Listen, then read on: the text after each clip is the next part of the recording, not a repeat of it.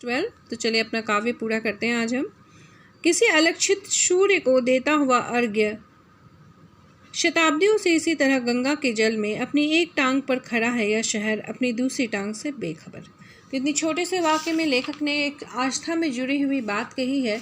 जिस तरह से हम गंगा जी में खड़े होकर सूर्य को अर्घ देते हैं जल से, वो आज तक दे रहे हैं और अपने एक पैर पे खड़े होकर उनकी पूजा करते हैं और दूसरी पैर से बेखबर। यानी कि आज भी यह शहर उसी श्रद्धा और विश्वास से टिका हुआ है, उसी श्रद्धा और विश्वास में बंधा हुआ है। प्रसंग। इन पंक्तियों में कवि ने बनारस में सदियों से चली आ रही प्राचीन आध्यात्मिकता संस्कृति को जो विरासत में मिली है, जो अचूकता का वर्णन करती है, यहाँ काशी के मूल आध्यात्मिक स्वरूप के आधुनिक से अप्रभावित है, उस कारण उस महान विरासत के अब तक सुरक्षित रहने का वर्णन किया है। तो आज भी वो संस्कृति सुरक्षित है आधुनिकता के बावजूद भी, इसका वर्णन किया है लेखक ने। व्याख्या देखिए। कवि कहता है कि यह बनारस शहर शताब्दियों से किसी न देखे हुए सूर्य को अर्घ देता है। तो कोई नहीं जानता सूर्य प्रभु है या नहीं, लेकिन सूर्य को अर्घ देता है। गंगा जी के जल में अपनी एक टांग पर खड़ा है और दूसरी टांग से बेखबर यानी अनजान बना हुआ।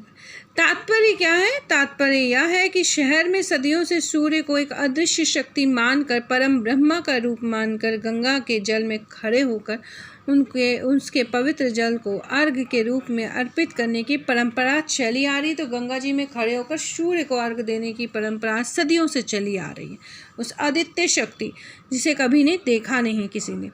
लोग गंगा स्नान करते हैं, सूर्य ईश्वर का रूप मानते हैं, एक पैर पर खड़े होकर अर्घ देते हैं और उस समय अपने दूसरे पैर पर ध्यान नहीं देते। कवि यहाँ पे भाव प्रकट करता है, बनारस का यह आध्यात्मिक स्वरूप सदियों से दृढ़तापूर्वक निश्चित रूप से आज भी है, स्थिर है। शहर के जीवन में आई आधुनिकता का इस आस्था, श्रद्धा और भक्ति पर कोई प्रभाव नहीं पड़ता और इस प्रकार बनारस की जो प्राचीनता है, भव्यता, आध्यात्मिकता, वो आज भी चिरस्थायी बनी हुई है। बिल्कुल बेखबर अनुप्रास अलंकार, टांग का प्रतीकात्मक प्रयोग, आकर्षक बिंब सृजन किया गया है और यहाँ सरस सजीव प्रवाहमयी भाषा का प्रयोग किया गया। इसके बाद अगला छोटा सा काव्य है, इसी में है। आज मैं उसे भी करा के आपका ये काव्य पूरा करा देती हूँ। प्रश्नोत्तर मैं आपको बाद में कराऊँ। हिमालय किधर है? मैंने उस बच्चे से पूछा जो स्कूल के बाहर पतंग उड़ा रहा था। उधर उधर, उसने कहा, जिधर उसकी पतंग भागी जा रही थी। मैं स्वीकार करूं, मैंने पहली बार जाना हिमालय किधर है। तो आप काव्य का परिचय पहले देखिए। दिशा कविता में बच्चों की निश्चलता और स्वाभाविक सरलता का अत्यंत भावपूर्ण चित्रण किया गया है। बच्चे बिल्कुल निश्चल होते हैं, स्वाभाविक सरलता से जवाब देते हैं। साथ ही कवि ने सच्चाई को भी परिभाषित किया है। यह कविता बाल मनोविज्ञान पे आधारित है, जिसमें पतंग उड़ाते बच्चे से कवि पूछता है कि हिमालय किधर है। बालक का उत्तर बाल सुलभ है, छोटे बच्चों की तरह है कि जिधर उसकी पतंग जा रही है उधर हिमालय है। हर व्यक्ति का अपना यथार्थ यानी अपनी सच्चाई होती है। बच्चे यथार्थ को अपने ऊपर देखते हैं कि कैसे बच्चे जो हैं अपने ढंग से देख रहे हैं उस सच्चाई को। कवि को यह बाल सुलभ संज्ञान मुँह लेता है, उसे बड़ा अच्छा लगता है बच्चे का यह छोटा सा जवाब कि जहाँ पतंग जा रही है वहीं हिमालय है। तो कविता लघु आकार की छोटी सी है, परंतु कहती बहुत बड़ी बात। हम बच्चों से कुछ ना कुछ सीख सकते हैं। कविता की भाषा सहज है, परंतु इसमें विचारों का गहराई स्पष्ट दृष्टिगोचर होता है। हर इंसान का अपना एक सच, अपनी एक धारणा, अपना अस्तित्व होता है। छोटे बच्चों का मनोविज्ञान कैसा होता है वो इस कविता में दिखाया गया। प्रश्न क्या है? प्रस्तुत पंक्तियां हमारी पाठ्य पुस्तक अंतरा से संकलित की गई दिशा से लिया गया है। इसके रचयिता हैं कवि केदारनाथ सिंह। इन पंक्तियों में कवि ने बाल मनोविज्ञान का भावपूर्ण चित्रण किया है। कवि ने पतंग उड़ाते हुए बच्चे के माध्यम से यह स्पष्ट किया है कि बच्चे यथार्थ को अपने ढंग से देखते हैं, मतलब सच्चाई को वो अपने ढंग से देखते हैं।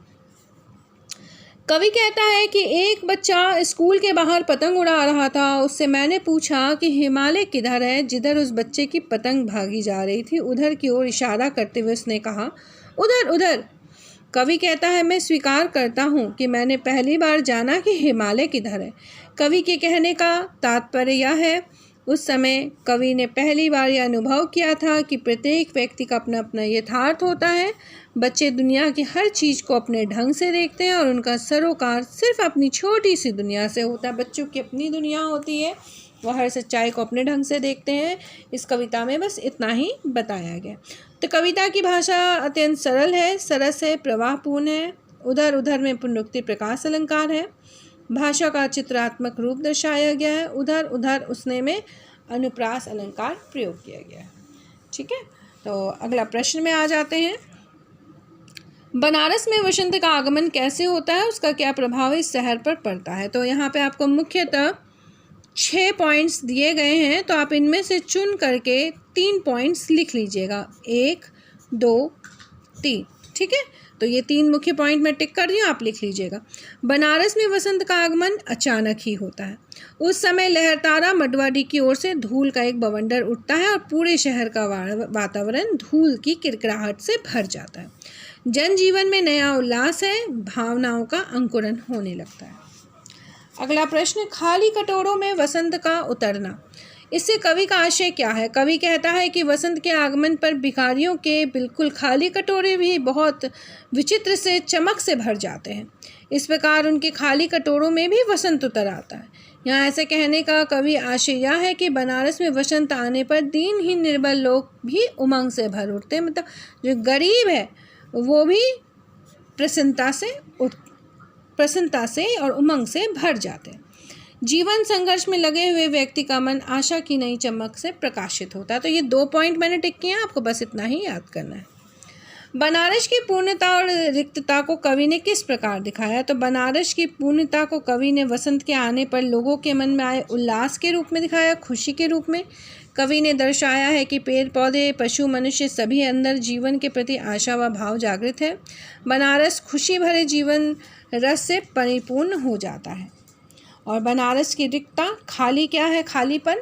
तो बनारस की रिक्तता को कवि ने शहर की अंधेरी गलियों से गंगा की ओर ले जाने वाले शवों, लाशों का चित्रण किया है।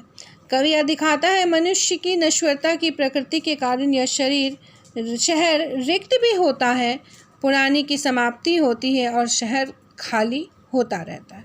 तो ये 2 पॉइंट है इसमें, और इसमें 1 पॉइंट है, इनको कर लीजिएगा। अगला प्रश्न है, बनारस में धीरे धीरे क्या होता है। धीरे धीरे से कवि इस शहर के बारे में क्या कहना चाहता है। तो बनारस में धूल धीरे धीरे उड़ती है, लोग धीरे धीरे चलते हैं, मंदिरों में और घाटों पर घंटियां धीरे धीरे बजती है। बनारस में शाम भी धीरे धीरे होती है और धीरे धीरे से कवि शहर के बारे में कहना चाहता है कि शहर में हर कार्य अपनी अपनी लय में होता है। ठीक है, तो ये चाहे तो आप पूरा लिख सकते हैं, वेरी शॉर्ट आंसर है। ठीक है, इसके बाद अब हम आ जाते हैं अपने अगले प्रश्न 5। आज मैं आपको 5 तक करा देती हूँ, बाकी आपको मैं कल कराऊंगी। धीरे धीरे होने की सामूहिक लय में क्या क्या बंधा है। तो आप इसे बहुत विस्तार पूर्वक ना लिखकर शॉर्ट में भी लिख सकते हैं, मैं टिक कर दूंगी। हर चीज़ के धीरे धीरे होने की सामूहिक गति ही इस शहर को दृढ़ता से बांधे हुए है। तो यहाँ पे हर एक चीज़ जो है वो बहुत धीरे धीरे सामूहिक यानी एक साथ लोगों के द्वारा होती है, तो शहर को बहुत दृढ़ता से बांधे हुए। बनारस के धीरे धीरे के चरित्र के कारण ही यहाँ की प्राचीन संस्कृति, आस्था, विश्वास, श्रद्धा आदि विरासत में अब तक सुरक्षित बची हुई है। तो बनारस के धीरे धीरे के चरित्र के कारण ही यहाँ की प्राचीन संस्कृति, भक्ति आदि की विरासत अब तक सुरक्षित और बची हुई है। यहाँ श्रद्धा, भक्ति, विरासत जो भी है वो आज भी विरासत में सुरक्षित बची हुई है। धीरे धीरे होने की सामूहिक लय में सारा शहर दृढ़ता से बंधा हुआ, ये आपने पहले कर लिया है ऊपर में। जो चीज़ जहाँ थी वह बिना हिले वहीं पर पड़ी हुई है। गंगा नदी वहीं पर, अर्थात गंगा की पवित्रता, उसकी प्रति आस्था, उसके मोक्षदायिनी स्वरूप विश्वास कुछ अटल है। नाव वहीं पर बंधी है, गंगा से संबंधित समस्त परंपराएं उसी रूप में विद्यमान है। ये वाक्य आप लिखिए, ये ज़रूरी है कि आज भी विश्वास वैसे ही बरकरार है। तुलसीदास की खराव भी सैकड़ों वर्षों से वहाँ रखी है कि धार्मिक विश्वास भी सदियों से कायम है। आज भी वहाँ पे धार्मिक विश्वास सदियों से कायम है।